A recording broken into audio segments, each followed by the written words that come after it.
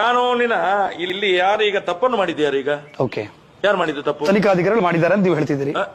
ನಿಮ್ಗೆ ಗೊತ್ತಿಲ್ವಾ? ಓಕೆ, ಸತ್ಯ ಅಲ್ಲ, ನೀವು ಒಪ್ಕೊಳ್ತೀರ ಇಲ್ವಾ ಅದನ್ನ? ಆರಂಭಿಕವಾಗಿ ನೀವು ಆ ತನಿಖೆಯ ಇದನ್ನು ಒಪ್ಕೊಳ್ತೀರ ಇಲ್ವಾ? ಅಲ್ಲ, ತನಿಖೆಯಲ್ಲಿ ನೀವು ಮಾಧ್ಯಮದವರು ಒಪ್ಕೊಳ್ತೀರ ಇಲ್ವಾ? ಇದು ಸರ್, ತನಿಖೆಯಲ್ಲಿ ಖಂಡಿತ ವ್ಯತ್ಯಾಸಗಳು ಆಗಿವೆ, ಅದು ಕಾಣಿಸ್ತಾ ಇವೆ. ಆಗಿವೆ. ನಿಮ್ಮ ಅಕ್ಷರ ಮೀಡಿಯಾ ಪತ್ರಿಕೋದ್ಯಮವನ್ನ ದೇವರು ಅಂತ ನಾವು ನಂಬಿಕೊಂಡಿರುವಂಥವ್ರು. ಪತ್ರಕರ್ತರು ಅಂತಂದ್ರೆ ಒಂದು ಶಕ್ತಿ, ಜನರ ಧ್ವನಿ ಆಗಿರಬೇಕು, ನ್ಯಾಯದ ಧ್ವನಿ ಆಗಿರಬೇಕು, ಅನ್ಯಾಯದ ವಿರುದ್ಧ ನಿಂತ್ಕೊಳ್ಬೇಕು. ಆ ಕೆಲಸ ಎಲ್ಲ ಪತ್ರಕರ್ತರು ಮಾಡಬೇಕು ಅನ್ನುವುದೇ ನಿಮ್ಮ ಅಕ್ಷರ ಮೀಡಿಯಾದ ಆಶಯ ಆಗಿದೆ. ಇದೇ ರೀತಿಯಾದಂತಹ ಒತ್ತಾಯವನ್ನು ಸಹ ನಿಮಗೆ ಮಾಡ್ತಾ ಇರುವಂಥದ್ದು ವಿಶ್ವವಾಣಿಯ ಪತ್ರಿಕೆಯ ವರದಿಗಾರ ಅಂತ ಹೇಳ್ಕೊಳ್ಳುವಂತಹ ಜಿತೇಂದ್ರ ಕುಂದೇಶ್ವರರವರು ಒಂದು ಆರ್ಟಿಕಲ್ ಬರೆದಿದ್ದಾರೆ. ಬುರ್ಡೆ ಗ್ಯಾಂಗಿನ ಬಗ್ಗೆ ಮಾತನಾಡ್ತಾರೆ, ಸೌಜನ್ಯ ಹೋರಾಟಗಾರರ ಬಗ್ಗೆ ಮಾತನಾಡ್ತಾರೆ, ಮಹೇಶ್ ಶೆಟ್ಟಿ ತಿಮ್ರೋಡಿ ಅವ್ರ ಬಗ್ಗೆ ಮಾತಾಡ್ತಾರೆ, ಗಿರೀಶ್ ಮಟ್ಟಣ್ಣ ಅವ್ರ ಬಗ್ಗೆ ಮಾತನಾಡ್ತಾರೆ. ಒಬ್ಬ ವರದಿಗಾರರು ಸ್ಟಾರ್ಟಿಂಗಿಂದ ನಾವು ನೋಡ್ಕೊಳ್ತಾ ಬರ್ತಾ ಇದ್ದೀವಿ. ರಿಪಬ್ಲಿಕ್ ಕನ್ನಡದಲ್ಲಿ ವೇದಿಕೆ ಸೃಷ್ಟಿ ಮಾಡಿದ್ರಲ್ಲ, ಈಗ ಸ್ಟಾಪ್ ಆಗಿದೆಯಲ್ಲ, ವೇದಿಕೆ ಸೃಷ್ಟಿ ಮಾಡಿಬಿಟ್ಟು ವಸಂತ ಗಿಳಿಯಾರು, ಕಿರಿಕೀರ್ತಿ, ಜಿತೇಂದ್ರ ಕುಂದೇಶ್ವರ್, ಚಕ್ರವರ್ತಿ ಸೂಲಿಬೆಲೆ ಅಂತವ್ರನ್ನೆಲ್ಲ ಕುರ್ಸಿ ಮಾಡಿದ್ರಲ್ಲ, ಅಲ್ಲಿ ಸಹ ಜಿತೇಂದ್ರ ಕುಂದೇಶ್ವರರವರು ವಾದ ಮಂಡಿಸ್ತಾ ಇದ್ರು. ಒಬ್ಬ ಪತ್ರಕರ್ತರಾಗಿ, ಒಬ್ಬ ವರದಿಗಾರರಾಗಿ, ಜವಾಬ್ದಾರಿಯುತವಾದಂತಹ ಪತ್ರಕರ್ತರಾಗಿ, ನಿಷ್ಪಕ್ಷಪಾತವಾಗಿ, ಪಕ್ಷಪಾತವಿಲ್ಲದೆ ಸತ್ಯವನ್ನು ಹೇಳುವಂತಹ ಕೆಲಸ ಆಗಬೇಕು. ಅನ್ಯಾಯ ಮಾಡ್ತಾ ಇರುವಂಥವ್ರ ವಿರುದ್ಧ ಮಾತನಾಡಬೇಕು, ನ್ಯಾಯ ಕೊಡಿಸುವಂತಹ ಕೆಲಸ ಆಗಬೇಕು. ಯಾರು ಸಂತ್ರಸ್ತರಿರ್ತಾರೋ ಅವ್ರ ಪರವಾಗಿ ನಿಲ್ಬೇಕಾಗಿರುವಂಥವ್ರು. ಇವರು ಯಾರ ಪರವಾಗಿ ನಿಲ್ತಾ ಇದ್ದಾರೆ, ಯಾರ ಪರವಾಗಿ ಸಮರ್ಥನೆ ಮಾಡ್ಕೊಳ್ತಾ ಇದ್ದಾರೆ ಗೊತ್ತಿಲ್ಲ. ಜಿತೇಂದ್ರ ಕುಂದೇಶ್ವರ್ ಅವರು ಪತ್ರಕರ್ತರು. ಒಂದು ಪತ್ರಿಕೆನೇ ಪ್ರಿಂಟ್ ಆಗೋದಾಗ ಡೌಟ್ ಇದೆ. ಯಾಕಂದ್ರೆ ವಿಶ್ವವಾಣಿ ಪತ್ರಿಕೆ 2016ರಲ್ಲಿ ಪ್ರಾರಂಭ ಆಗುತ್ತೆ. ನಂಜುಂಡಿ ಅವರು ಪ್ರಾರಂಭ ಮಾಡ್ತಾರೆ. ವಿಶ್ವೇಶ್ವರ ಭಟ್ರು ಸೈಕಲ್ ಮೇಲೆ ಬಂಡ್ಲ್ ಇಟ್ಕೊಂಡು, ನಾನು ಎಳೆ ನಿಂಬೆಕಾಯಿಗಳನ್ನು ಇಟ್ಕೊಂಡು ಒಂದು ಪತ್ರಿಕಾ ರಂಗದಲ್ಲಿ ವಿಶೇಷವಾದಂತಹ ಪ್ರಯೋಗ ಮಾಡ್ತಾ ಇದ್ದೇನೆ, ನಾನು ಅಚ್ಚರಿ ಮೂಡಿಸ್ತಾ ಇದ್ದೇನೆ, ನಾನು ಏನೋ ಒಂದು ಸಾಧನೆ ಮಾಡ್ತೀನಿ ಅಂತ ಬಂದಾಗ ನಾವೆಲ್ಲರೂ ಖುಷಿ ಪಟ್ಟಿದ್ರಿ. ಯಾಕೆಂತಂದ್ರೆ ವಿಜಯವಾಣಿ, ವಿಜಯ ಕರ್ನಾಟಕ, ಕನ್ನಡಪ್ರಭದಲ್ಲಿ ಸಂಪಾದಕರಾಗಿದ್ದಂತಹ ವಿಶ್ವೇಶ್ವರ ಭಟ್ರು ಸ್ವಂತವಾಗಿ ಒಂದು ವಿಶ್ವವಾಣಿ ಮಾಡ್ತಾರೆ ಅಂತಂದಾಗ ಏನೋ ಬದಲಾವಣೆ ಬರುತ್ತೆ ಅನ್ಕೊಂಡಿದ್ವಿ. ಆದ್ರೆ ಎಷ್ಟು ವೇಗವಾಗಿ ಎಳೆ ನಿಂಬೆಕಾಯಿಗಳು ಬಂದ್ರು ಅಷ್ಟೇ ವೇಗವಾಗಿ ಎಲ್ಲರೂ ವಾಪಸ್ ಹೊರಟೋದ್ರು. ಅಜಿತ್ ಹನುಮಕ್ಕನವರು ಏನು ಸುವರ್ಣ ಬಿಟ್ಟು ವಿಶ್ವವಾಣಿಗೆ ಹೋದಷ್ಟೇ ವೇಗವಾಗಿ ವಾಪಸ್ ಬಂದ್ಬಿಟ್ರು. ಅಂತಹ ವಿಶ್ವವಾಣಿ ಪತ್ರಿಕೆ 2016ರಿಂದ ಪ್ರಕಟ ಆಗ್ತಾ ಇದೆ ಅಂತ ಹೇಳ್ತಾ ಇದ್ದಾರೆ. ಆದರೆ ಎಷ್ಟು ಪ್ರತಿಗಳು ಪ್ರಿಂಟ್ ಆಗುತ್ತೆ? ರಾಜ್ಯ ಮಟ್ಟದ ಪತ್ರಿಕೆ ಅಂತ ಹೇಳ್ಕೊಳ್ಳಾಗುತ್ತೆ. ಅಲ್ಲಿ ABC ಸರ್ಟಿಫಿಕೇಟ್ ಏನಾದ್ರು ತಗೊಂಡಿದ್ದಾರಾ? ರಾಜ್ಯ ಮಟ್ಟದ ಪತ್ರಿಕೆಗೆ ಜಾಹೀರಾತು ಬರಬೇಕಾದ್ರೆ ABC audit bureau of circulation ಇಂದ ಸರ್ಟಿಫಿಕೇಟ್ ಕೊಡಬೇಕಾಗುತ್ತೆ. ಕೊಟ್ಟಿದ್ದಾರಾ? ಒಂದು ವರ್ಷಕ್ಕೆ 2 ಕೋಟಿಗಿಂತ ಹೆಚ್ಚು ಜಾಹೀರಾತುಗಳನ್ನು ತಗೋತಾ ಇದ್ದಾರೆ ವಾರ್ತಾ ಇಲಾಖೆಯಿಂದ, RTA ಮಾಹಿತಿಯಿಂದ ನಾವು ತಿಳ್ಕೊಂಡಿರುವಂಥದ್ದು. ಇದರ ಬಗ್ಗೆ ನಾವು ಸ್ಪಷ್ಟನೆ ಕೇಳಿದ್ದೀವಿ.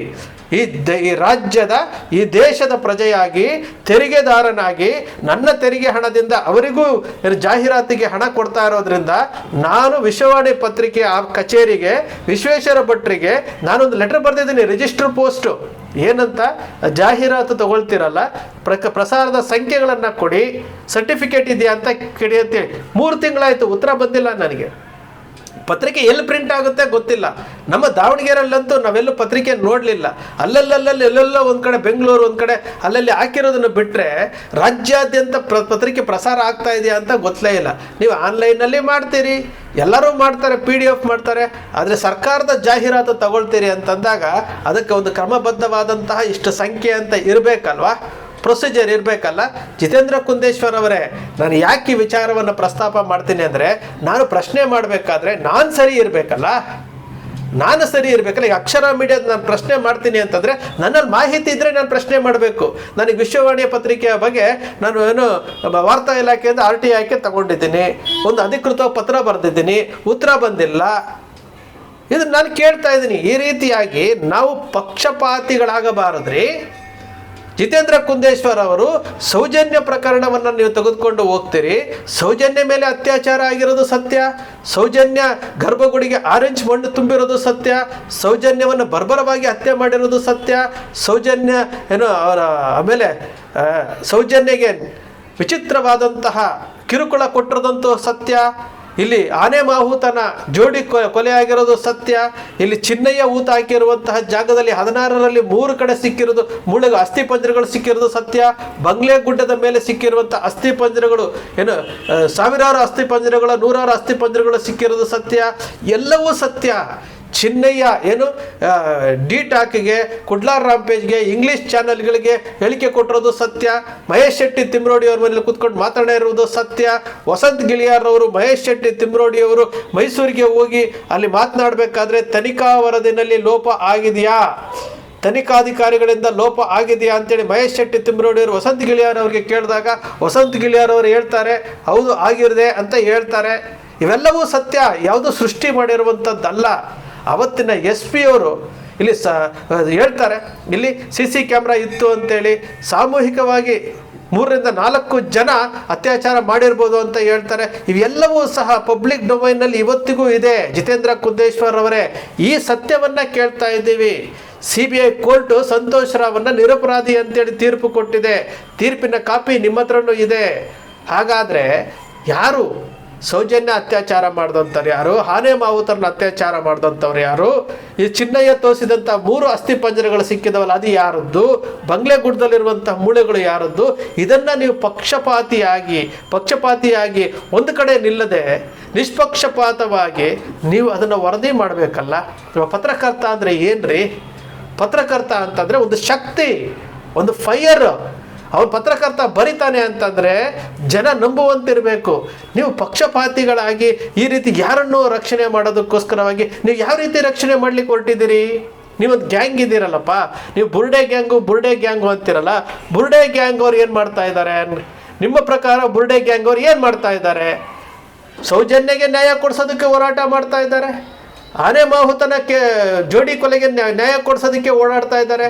ಚಿನ್ನಯ್ಯ 2 ವರ್ಷಗಳಿಂದ ಕಾಂಟ್ಯಾಕ್ಟಲ್ಲಿ ಇದ್ಕೊಂಡು ಬುರುಡೆ ತೆಗೆದುಕೊಂಡು ಹೋಗಿ ಸುಪ್ರೀಂ ಕೋರ್ಟ್ವರೆಗೂ ಹೋಗ್ತಾರೆ ಅಂತಂದರೆ ಸುಮ್ಮನೆ ಸುಪ್ರೀಂ ಕೋರ್ಟ್ಗೆ ಹೋದ್ರ? ಆದಿಚುಂಚನಗಿರಿ ಮಠಕ್ಕೆ ಹೋಗ್ತಾರೆ ಅಂದರೆ ಸುಮ್ಮನೆ ಹೋದ್ರ? ಯಾರಾದರೂ ಅಪರಾಧಿಗಳು ಹೋಗಿ ಈ ರೀತಿ ಹೋಗ್ತಾರ? ಇಲ್ಲಿ ಬಂಗ್ಲೆ ಗುಡ್ಡದಲ್ಲಿ ಸಿಕ್ಕಿರುವಂತಹ ಮೂಳೆಗಳ ಬಗ್ಗೆ, ಇಲ್ಲಿ ಚಿನ್ನಯ್ಯ ಊತ ಹಾಕಿರುವಂಥ 16 ಕಡೆ ಅಗದಾಗ 3 ಕಡೆ ಸಿಕ್ಕಿರುವಂಥದ್ದು, ಇದರ ಪರವಾಗಿ ಇದಕ್ಕೆ ನ್ಯಾಯಕ್ಕೋಸ್ಕರವಾಗಿ ಹೋರಾಟ ಮಾಡ್ತಾ ಇರುವಂತಹ ನೀವು ಹೇಳುವಂತಹ ಆ ಸೋಕಾಲ್ಡ್ ಬುರ್ಡೆ ಗ್ಯಾಂಗ್ ಅಂತ ಇಟ್ಕೊಳ್ಳಿ. ನೀವು ಯಾರ ಪರವಾಗಿ ಹೋರಾಟ ಮಾಡ್ತಾ ಇದ್ದೀರಿ? ಯಾರ ಪರವಾಗಿ ನಿಂತಿದ್ದೀರಿ? ನೀವು ವಸಂತ್ ಗಿಳಿಯಾರು, ಕಿರಿಕೀರ್ತಿ, ಚಕ್ರವರ್ತಿ ಸೂಲಿಬೆಲೆ, ಅಜಿತ್ ಹನುಮಕ್ನವರು, ರಾಕೇಶ್ ಶೆಟ್ಟರು, public TV Ranganna, so and so ಒಂದಷ್ಟು ಜನ ಇದ್ದೀರಲ್ಲ ನೀವು. ನಿಮ್ಮ ವಿಶ್ವೇಶ್ವರ ಭಟ್ರು ಸಹ ಅವಾಗ ವೇದಿಕೆ ಮೇಲೆ ಹೇಳ್ತಾ ಇರ್ತಾರಲ್ಲ, ಯಾರ ಪರವಾಗಿ ನಿಂತಿದ್ದೀರಿ? ಈ ಸೌಜನ್ಯನ ಅತ್ಯಾಚಾರ ಮಾಡಿಬಿಟ್ಟು ಕದ್ದು ಮುಚ್ಚಿ ಓಡಾಡ್ತಾ ಇದ್ದಾರಲ್ಲ, ಅವ್ರ ಪರವಾಗಿದ್ದೀರಾ? ಅವ್ರ ಪರವಾಗಿ ಸಮರ್ಥನೆ ಮಾಡ್ಕೊಳ್ತಾ ಇದ್ದೀರಾ? ಸಂತೋಷ್ ರಾವೇ ಅಪರಾಧಿ, ಸಂತೋಷ್ ರಾವೇ ಅತ್ಯಾಚಾರಿ ಅಂತ ಹೇಳ್ತಿರಲ್ಲ, ಇದಕ್ಕೆ ಪೂರಕವಾದಂತಹ ದಾಖಲೆ ಕ್ಷಮಿಸು ಸೌಜನ್ಯ ಅಂತ ಹೇಳಿದಂತಹ ಒಬ್ಬ ವ್ಯಕ್ತಿ ಥ್ರೆಡ್ಬೇರ್ ಇನ್ವೆಸ್ಟಿಗೇಷನ್ ಮಾಡಿದ್ದೀನಿ ಅಂತ ಅಜಿತ್ ಹನುಮಕ್ನವರು, ಏನಾಯ್ತು ಮಗಳೇ ಸತ್ಯಶೋಧನೆ ಮಾಡ್ತೀನಿ ಅಂತ ವಸಂತ್ ಗಿಳಿಯಾರು, ನೀವು ಒಂದು ವರದಿ ಮಾಡಿಬಿಟ್ಟು ನ್ಯಾಯಾಲಯಕ್ಕೆ ಕೊಡ್ರಿ ಸಂತೋಷ್ ರಾವ್ ಅಂತ ಹೇಳ್ಬಿಟ್ಟು. ಇವತ್ತು ನೀವು ಸಂತೋಷ್ ರಾವೇ ಅಪರಾಧಿ ಅಂತ ಹೇಳುವಂಥವರು ದಾಖಲೆಗಳನ್ನು ಹೇಳೋದಿಲ್ಲ. ಒಂದು ರಿಪಬ್ಲಿಕ್ ಕನ್ನಡದಲ್ಲಿ ನಿಮಗೆ ವೇದಿಕೆ ಕೊಟ್ಟರು, ಆ ವೇದಿಕೆಯ ಮೂಲಕ ಏನೇನೋ ಹೇಳಲಿಕ್ಕೆ ಹೊರಡ್ತಾ ಇದ್ದೀರಿ. ಇವರು ಸತ್ಯದ ಪರವಾಗಿ ಮಾತನಾಡ್ತಾ ಇದ್ದಾರೆ. ನೀವು ಯಾರ ಪರವಾಗಿ ನಿಂತಿದ್ದೀರಿ ಅರ್ಥ ಆಗ್ತಾ ಇಲ್ಲ. ಯಾರ ಪರವಾಗಿ? ಅತ್ಯಾಚಾರಿಗಳನ್ನು, ಕೊಲೆಗಟ್ಟಕರನ್ನು, ಅವರು ಆರಾಮಾಗಿದ್ದಾರೆ. ಅವ್ರು ಏನು ತಿಳ್ಕೊಂಡಿದ್ದಾರೆ ಅಂತಂದರೆ, ನೋಡಿ ನಮ್ಮ ಪರವಾಗಿ ಯಾವನೂ ಅತ್ಯಾಚಾರ ಇಂಥವನ್ನೇ ಅಂತ ನಾವು ಹೇಳ್ತಾ ಇಲ್ಲ. ಸಂತೋಷ್ ರಾವ್ ನಿರಪರಾಧಿ ಆದಮೇಲೆ ಯಾರಾದರೂ ಇರಲೇಬೇಕಲ್ಲ. ಸೌಜನ್ಯ ಅತ್ಯಾಚಾರ ಮಾಡಿರುವಂಥವ್ರು, ಕೊಲೆ ಮಾಡಿರುವಂಥವ್ರು, ಏನೋ ಆನೆ ಮಾಹುತನ ಕೇಸ್ನಲ್ಲಿ ಬುರುಡೆ ಯಾರಾದರೂ ಇರಲೇಬೇಕಲ್ಲ. ಅವರುಗಳು ಇವತ್ತು ನಿಮ್ಮನ್ನು ನೋಡಿ ಖುಷಿ ಪಡ್ತಾ ಇರ್ತಾರೆ. ನಮ್ಮ ಪರವಾಗೂ ಸಹ ವಾದ ಮಂಡಿಸ್ತಾ ಇದ್ದಾರಲ್ಲ ಸೋಷಿಯಲ್ ಮೀಡಿಯಾದಲ್ಲಿ, ನಮ್ಮ ಪರವಾಗೂ ಸ್ಯಾಟಲೈಟ್ ಚಾನಲಲ್ಲಿ ವಾದ ಮಂಡಿಸ್ತಾ ಇದ್ದಾರಲ್ಲ ಅಂತೇಳಿ ಅವರು ಒಳಗಡೆ ಖುಷಿ ಪಡ್ತಾ ಇರ್ತಾರೆ. ಜಿತೇಂದ್ರ ಕುಂದೇಶ್ವರ್ ಅವರೇ, ನಾವು ಪತ್ರಕರ್ತರು ಅಂತಂದರೆ ನಾವು ಯಾವತ್ತಿಗೂ ಸಹ ಸತ್ಯದ ಪರವಾಗಿರಬೇಕು. ಅದಕ್ಕೋಸ್ಕರವಾಗಿ ಈ ಸಂವಿಧಾನದಲ್ಲಿ 4ನೇ ಅಧಿಕೃತ ಅಲ್ಲಾದರೂ 4ನೇ ಅಂಗದ ಸ್ಥಾನಮಾನ ಕೊಟ್ಟಿರುವಂಥದ್ದು, ಸ್ವಾತಂತ್ರ್ಯ ಕೊಟ್ಟಿರುವಂಥದ್ದು, ಪ್ರಶ್ನಿಸುವಂತಹ ಹಕ್ಕನ್ನು ಕೊಟ್ಟಿರುವಂಥದ್ದು. ಈ ಕೆಲಸ ನೀವು ಮಾಡಬೇಕು ಅಂತೇಳಿ ನಿಮಗೆ ಅವಕಾಶಗಳನ್ನು ಕೊಟ್ಟರೆ ನೀವು ಯಾವ ರೀತಿ ನಡ್ಕೊಳ್ತಾ ಇದ್ದೀರಿ? ಒನ್ ಸೈಡೆಡ್ ಆಗಿ ಮಾತನಾಡ್ತಾ ಇದ್ದೀರಿ. ಒನ್ ಸೈಡೆಡ್ ಆಗಿ ಇಲ್ಲಿ ಸತ್ಯ ಕಣ್ಣು ಮುಂದೆ ಇದ್ದರೂ ಸಹ ಆ ಸತ್ಯವನ್ನು ಅನಾವರಣ ಮಾಡಲಿಕ್ಕೆ ಆಗ್ತಾ ಇಲ್ಲ. ನಿಜವಾಗೂ ನಿಮ್ಮ ಕರಾವಳಿಯ ಭಾಗದಲ್ಲಿ ನೀವು ಅಲ್ಲಿಂದ ಬಂದಂಥವರು, ನಿಮಗೆ ಗೊತ್ತಾಗಬೇಕ್ರಿ 74 UDRಗಳಿಗೆ FIR ಆಗುವ ಮಟ್ಟಿಗೆ ಬಾಲನ್ ಅವರು ವಾದ ಮಂಡಿಸಿದ್ದಾರೆ ಅಂತಂದರೆ ಆ 74 UDRಗಳ ಕತೆ ಏನು? ಮಹಾಬಲೇಶ್ವರ ಶೆಟ್ರು ಹೇಳ್ತಾರೆ ಇಲ್ಲೇ ಸ್ಪಾಟ್ನಲ್ಲೇ ನಾನು ಪೋಸ್ಟ್ ಮಾರ್ಟಮ್ ಮಾಡಿದ್ದೀನಿ ಅಂತಾರಲ್ಲ, ಎಲ್ಲಿ ಪೋಸ್ಟ್ ಮಾರ್ಟಮ್ ಮಾಡಿದ್ದಾರೆ ಅಂತೇಳಿ ನೀವು ಪ್ರಶ್ನೆ ಕೇಳಬೇಕಲ್ಲ ಮಹಾಬಲೇಶ್ವರ ಶೆಟ್ರಿಗೆ. ಗ್ರಾಮ ಪಂಚಾಯಿತಿಯ ಮಾಜಿ ಅಧ್ಯಕ್ಷ ಇಲ್ಲಿ 106 ಹೆಣಗಳನ್ನು ನಾವೇ ಊತ ಹಾಕಿದ್ದೀನಿ ಅಂತೇಳಿ ಮೀಡಿಯಾಗಳ ಮುಂದೆ ಹೇಳ್ತಾರಲ್ಲ, ಅವರನ್ನ ನೀವು ಪ್ರಶ್ನೆ ಮಾಡಬೇಕಾಗಿತ್ತಲ್ಲ. ಜಿತೇಂದ್ರ ಕುಂದೇಶ್ವರ್ ಅವರೇ, ಗ್ರಾಮ ಪಂಚಾಯತ್ ಉಪಾಧ್ಯಕ್ಷರು ಹೇಳಿದ್ರಲ್ಲ, ಅವರು ಸ್ಟೇಟ್ಮೆಂಟ್ ಕೊಟ್ಟಿದ್ದಕ್ಕೆ ಜಯಂತ್ ಅವರು ಹೋಗಿ RTA ಹಾಕಿ ಮಾಹಿತಿಗಳನ್ನು ತೆಗೆದುಕೊಂಡು ಬಂದರು. 400ಕ್ಕೂ ಹೆಚ್ಚು ಅಸಹಜ ಸಾವುಗಳಲ್ಲಿ 74 ಸಾವುಗಳಿಗೆ ಇವತ್ತು UDR ಆಗುವ ಮಟ್ಟಕ್ಕೆ ಹೈಕೋರ್ಟ್ನಲ್ಲಿ ಇವತ್ತು ಕೇಸ್ ನಡೀತಾ ಇದೆ. ಇದು ಸತ್ಯ ಅಲ್ವೇನ್ರಿ ಜಿತೇಂದ್ರ ಕುಂದೇಶ್ವರ್ ಅವರೇ? ಇದರ ಬಗ್ಗೆ ನೀವು ಮಾತನಾಡಬೇಕಾಗಿತ್ರಿ. ಇದರ ಬಗ್ಗೆ ನಾವು ಪತ್ರಕರ್ತ ಅನ್ನೋ ಒಂದು ಹುದ್ದೆಯನ್ನು ತೆಗೆದುಕೊಂಡು, ಒಂದು ಪತ್ರಿಕೆಯನ್ನು ಹುದ್ದೆಯನ್ನು ತೆಗೆದುಕೊಂಡು ನಾವೇ ಸರಿ ಇಲ್ಲ ಅಂತಂದಾಗ ನಾವು ಯಾವ ರೀತಿಯಾಗಿ ನಾವು ನ್ಯಾಯ ಕೊಡಲಿಕ್ಕೆ ಹೋಗ್ತೀವಿ?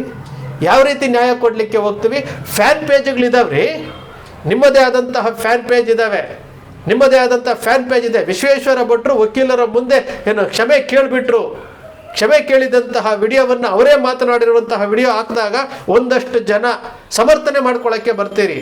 ಅಲ್ಲಿ ತಪ್ಪು ಅಂದರೆ ತಪ್ಪೇ, ಎಲ್ಲರೂ ತಪ್ಪು ಮಾಡ್ತಾರೆ, ನಾನೂ ತಪ್ಪು ಮಾಡ್ತೇನೆ.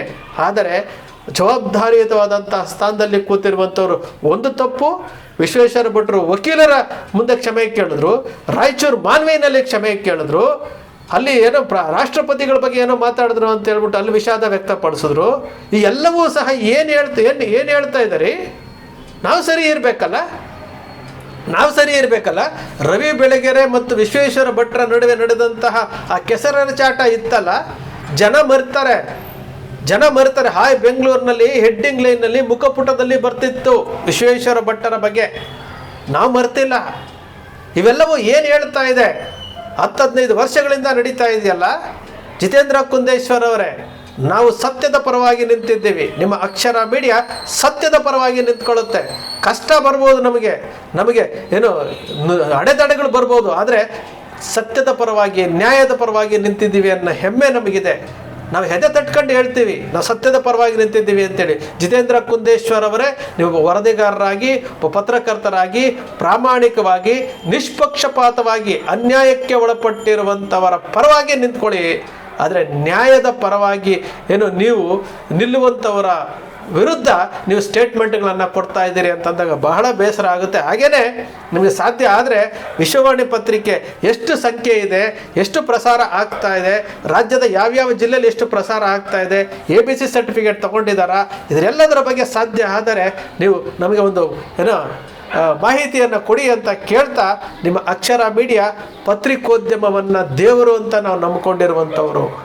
ಪತ್ರಕರ್ತರು ಅಂತಂದರೆ ಒಂದು ಶಕ್ತಿ, ಜನರ ಧ್ವನಿ ಆಗಿರಬೇಕು, ನ್ಯಾಯದ ಧ್ವನಿ ಆಗಿರಬೇಕು, ಅನ್ಯಾಯದ ವಿರುದ್ಧ ನಿಂತ್ಕೊಳ್ಬೇಕು. ಆ ಕೆಲಸ ಎಲ್ಲ ಪತ್ರಕರ್ತರು ಮಾಡಬೇಕು ಅನ್ನುವುದೇ ನಿಮ್ಮ ಅಕ್ಷರ ಮೀಡಿಯಾದ ಆಶಯ ಆಗಿದೆ. ಇದೇ ರೀತಿಯಾದಂತಹ ಒತ್ತಾಯವನ್ನು ಸಹ ನಿಮಗೆ ಮಾಡ್ತಾ ಇರುವಂಥದ್ದು. ಪರಮ ಪವಿತ್ರವಾದಂತಹ ಪತ್ರಿಕೋದ್ಯಮಕ್ಕೆ ಎಲ್ಲರಿಗೂ ಅವಕಾಶ ಸಿಗೋದಿಲ್ಲ. ಎಲ್ಲರಿಗೂ ಸ್ಯಾಟಲೈಟ್ ಚಾನಲ್ನಲ್ಲಿ ಕೆಲಸ ಮಾಡೋವಂಥ ಅವಕಾಶ ಸಿಗೋದಿಲ್ಲ. ಕನ್ನಡದಲ್ಲಿರುವಂಥದ್ದೇ ಬೆರಳೆಣಿಕೆಯಷ್ಟು ಸ್ಯಾಟಲೈಟ್ ಚಾನಲ್ಗಳು, ಅವೂ ಸಹ ಈ ರೀತಿ ಒನ್ ಸೈಡೆಡ್ ಆಗಿಬಿಟ್ರೆ ಯಾರೂ ಸಹ ನಂಬುವಂಥ ಪರಿಸ್ಥಿತಿಯಲ್ಲಿ ಬರೋದಿಲ್ಲ. ಅದರ ನಂಬಿಕೆಯನ್ನು ಕೆಡಿಸ್ಕೊಳ್ಬೇಡಿ. ನಿಮ್ಮ ಅಕ್ಷರ ಮೀಡಿಯಾ ಸೃಷ್ಟಿ ಮಾಡಲ್ಲ, ಕಲ್ಪನೆ ಮಾಡಲ್ಲ, ವಾಸ್ತವದ ವಿಚಾರವನ್ನು ವಿಶ್ಲೇಷಣೆ ಮಾಡುತ್ತೆ.